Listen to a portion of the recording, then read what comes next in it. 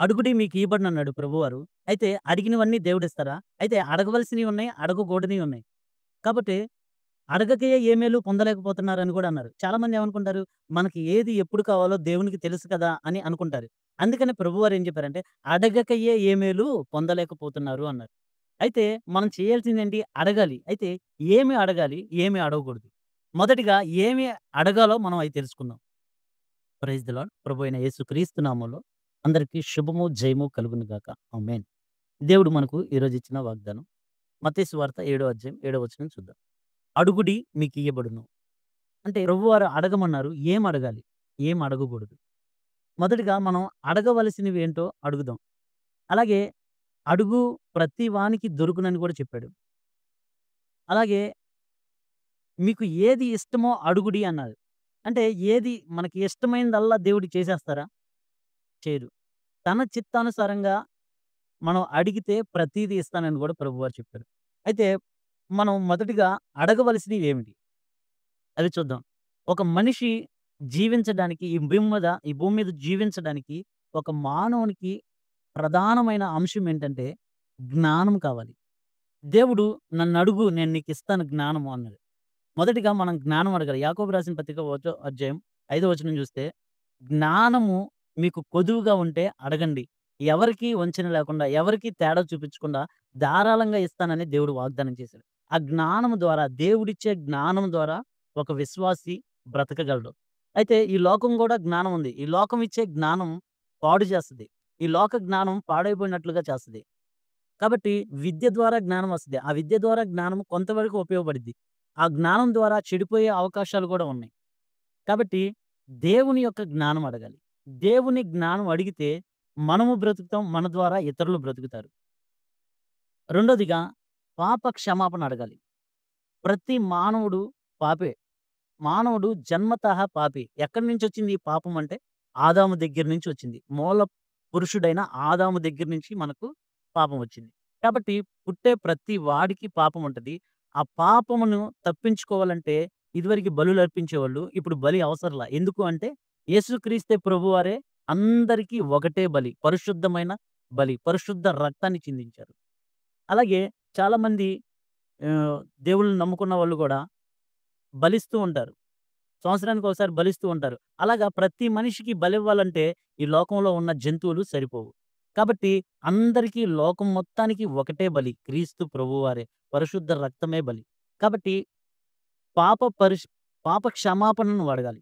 అంటే రక్షణను అడగాలి. అలాగా నువ్వు అడగడానికే దేవుడు నీ కొరకు, నా కొరకు బలైపోయారు. తర్వాత మూడవదిగా మన అనుదినము అవసరాలు తీరడానికి, అనుదిన ఆహారం తీరడానికి అడగమన్నారు ప్రభువారు. మత్తయి సువార్త 6వ అధ్యాయం 11వ వచనం నుంచి 13వ వచనం వరకు చూస్తే, మనకు అనుదినం ఏ ఆహారం కావాలి? అంటే మనకు అనుదినం ఆహారం కావాలి. మరి చాలామంది కోటీశ్వరులుంటారు. వాళ్ళకి తక్కువ కాదు కదా! ఏ రోజు భోజనం తక్కువ కాదు కదా! వాళ్ళ పిల్లలకి సరిపడన భోజనం వాళ్ళు సిద్ధపరుచుకున్నారు. వాళ్ళకి కావాల్సిన ద్రవ్యాన్ని సిద్ధపరుచుకున్నారు. వాళ్ళకేమి లోటు? అలాంటి వాళ్ళు గూడా అడగాల్సిందేంటంటే, మా అనుదిన ఆహారం మాకు దయచేయి ప్రభువా అని అడగాలి. ఉదాహరణకి కరోనా వచ్చింది. వారి డబ్బు వారికి ఉపయోగపడలా. వారికున్న ఆహారం వారికి ఉపయోగపడలా. ఏమైంది? చనిపోయారు. మనిషి నిమిషం మాత్రం చాలు చనిపోవడానికి. కాబట్టి మనం జీవించాలి అంటే దేవుడు మనకు అనుదిన ఆహారం మనకు దయచేయాలి. చాలామంది వరదలొచ్చినియి. డబ్బుంది. కానీ తినడానికి ఆహారం లేదు. రీసెంట్‌గా మన ప్రాంతాల్లో గూడా వచ్చినియి. ఎంతమంది చనిపోయారు? ఎంతమంది ఆహారానికి లేక గూడా చనిపోయారు. కాబట్టి అనుదిన ఆహారం మనం ఎంత డబ్బు ఉన్నా, ఎంత జ్ఞానం ఉన్నా, మనకి రక్షణ ఉన్నా, మనకు అనుదిన ఆహారం మనకి ఖచ్చితంగా కావాలి. మూడోదిగా మన అవసరాలు తీరబడాలి. అనుదిన ఆహారంని ఇవ్వమని అడగాలి. అలాగే దుష్టుని నుంచి తప్పించమని గూడా అడగాలి. మనం శోధనలోకి చేర్చబడక దుష్టుని నుంచి తప్పించమని మనం అడగాలి. నాలుగవదిగా శాంతి సమాధానాలను అడగాలి మనం. మనకి జ్ఞానం ఉన్నా, పాప క్షమాపణ అంటే రక్షణ ఉన్నా, అనుదిన ఆహారం ఉన్నా, దుష్టు నుంచి మనం తప్పించబడినా, మనకి సమాధానం, నెమ్మది లేకపోతే ఇవన్నీ ఉన్నా వేస్టే. కాబట్టి సమాధానం లేక, నెమ్మది లేక ఎంతోమంది ఉరేసుకొని చనిపోయినోళ్ళున్నారు. చాలామంది తమను తామే ఆత్మహత్య చేసుకునే పరిస్థితిలో ఉన్నారు. కోటీశ్వరులు. కాబట్టి ఎన్ని ఉన్నా లేకపోయినా శాంతి, సమాధానం అన్నది మన జీవితంలో లేకపోతే మనకు నెమ్మదుండదు. కాబట్టి ఇవన్నీ ఇచ్చేది ఎవరు? ప్రభువే. దేవుడే వీటినివ్వాలి. కాబట్టి అడుగు ప్రతి వాడు దొరుకునని నమ్ముడి అన్నారు. మనం అడిగింది మనం నమ్మితే ప్రతీదీ దేవుడు తన చిత్తానుసారంగా మనకిస్తాడు. ఇంకా ముఖ్యమైన పాయింట్ ఏంటంటే, నా మాటలు నా మాటలు మీ యందును, మీరు నా యందును నిలిచిన ఎడల మీకు ఏది ఇష్టమో అది అడుగుడి. నేను చేస్తానన్నారు.